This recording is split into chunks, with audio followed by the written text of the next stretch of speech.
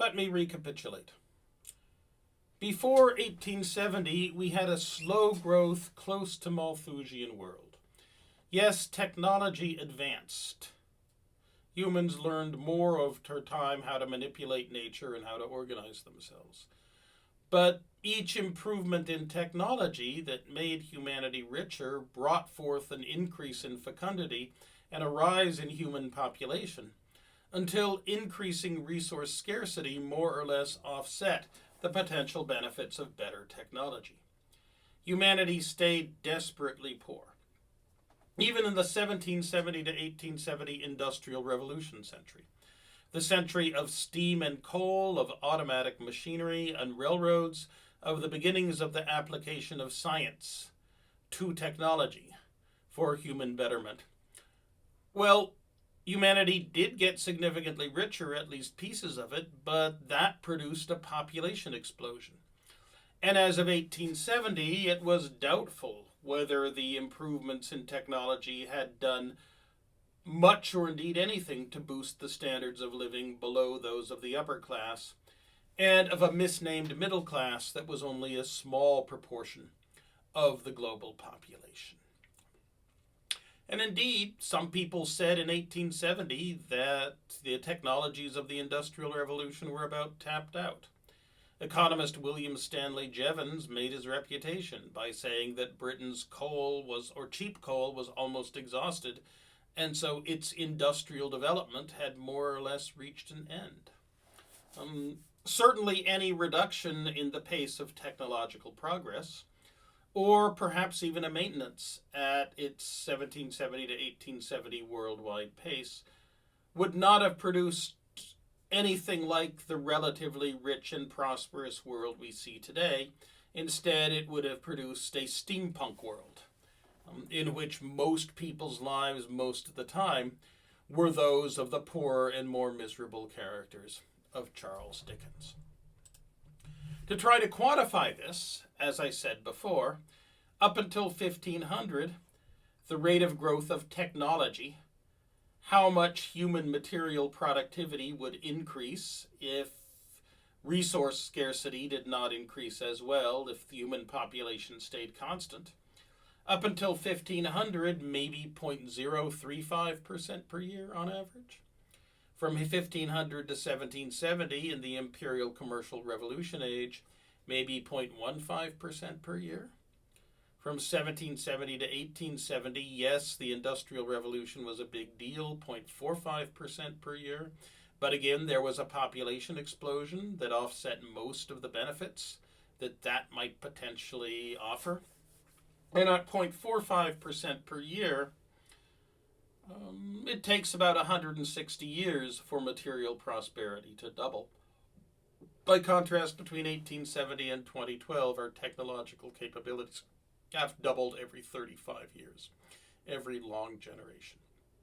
We've had 4 doublings, since 1870. Why? Well, it turned out that the industrial research labs to rationalize and routinize the development and discovery of new technologies, and behind it, the coming of the social institution of science to rationalize and routinize basic and then applied research into the properties of nature, and the coming of the modern corporations to rationalize and routinize the development and worldwide deployment of new technologies. That plus full globalization that made it possible to ship anything durable and stable from any port to any other port around the world for pennies. Those in the context of the market economy, of protected property rights and of limited government, turned out to make a huge deal and did indeed produce a world today with 20 times the technological capability of the world back in 1870. Again, crude, rough guesses as to magnitudes. Our technology as of 2012 was maybe 21 and a half times as capable as it had been back in 1870.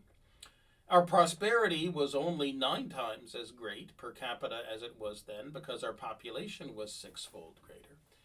But this was a wonderful thing, a marvelous thing, a utopian thing.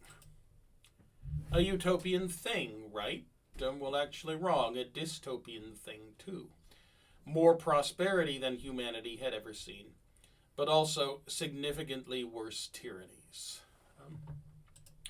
And, where is our utopia today? Ask someone back in 1870 what the world could do with 10 times its then wealth per capita, and they would almost surely have thought that all of humanity's pressing problems, at least, could have been solved by such great wealth. Well, what went wrong? We lack much more than flying cars now to make our world a utopia.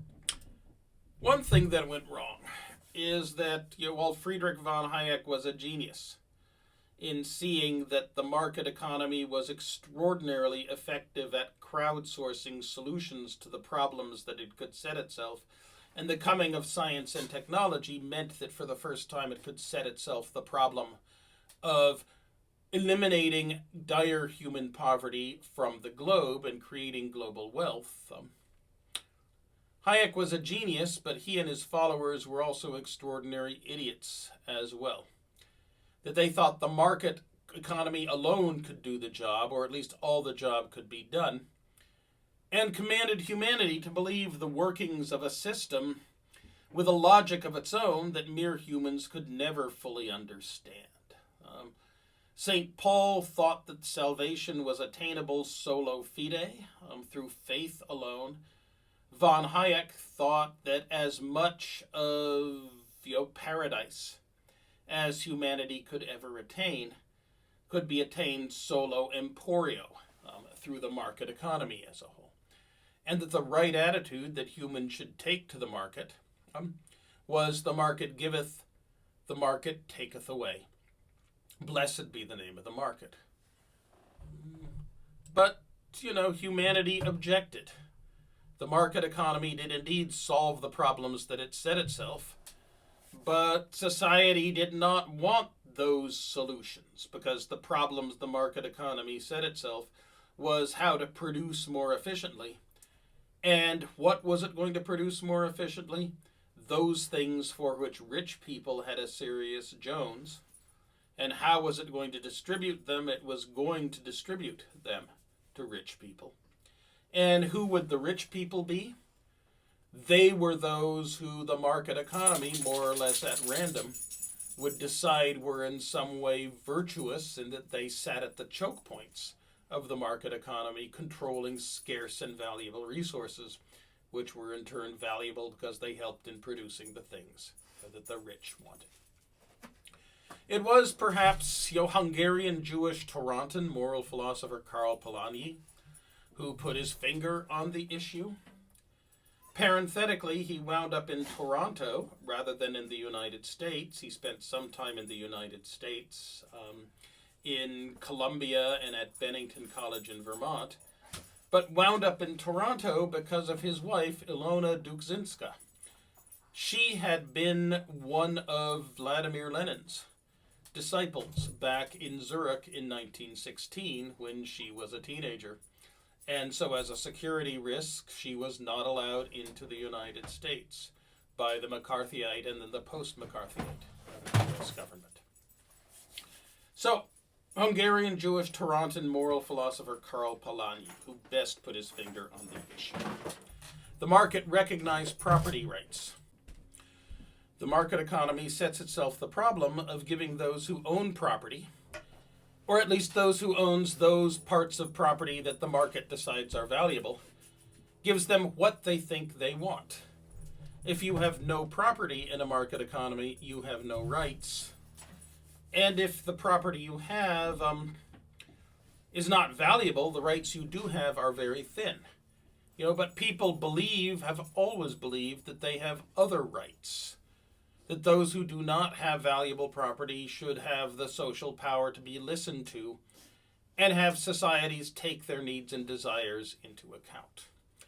Now, the market economy might in fact satisfy their needs and desires only by accident, only if satisfying them happens to conform to a maximum profitability test performed by a market economy that is crowdsourcing the solution to and solving the problem of getting the owners of valuable pieces of property as much of what they want, as possible. So throughout the long 20th century, communities and people have looked at what the market economy was delivering to them and have said, did we order that? Society demanded something else. The idiot Friedrich von Hayek said society might demand social justice, but he decreed people should just forget about it. The market economy could never deliver social justice. And to try to rejigger society so that social justice could be delivered, well, that would destroy the market economy's ability to deliver what it could deliver. Increasing wealth distributed primarily to those who owned valuable property rights distributed to others by accident. And do note that there was some point that social justice, as a society sets it up, is always relative to what particular groups desired and not anything justified by any transcendental principles. And note that society's conceptions of social justice have rarely been egalitarian.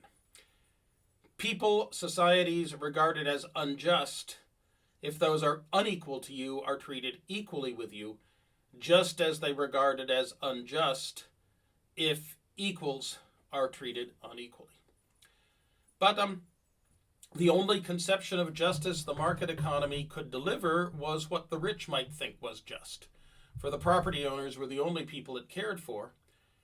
Plus the market economy, while powerful, is far from perfect. It cannot by itself deliver enough research and development or environmental quality or indeed stable employment. So no, the market giveth, the market taketh away. Blessed be the name of the market.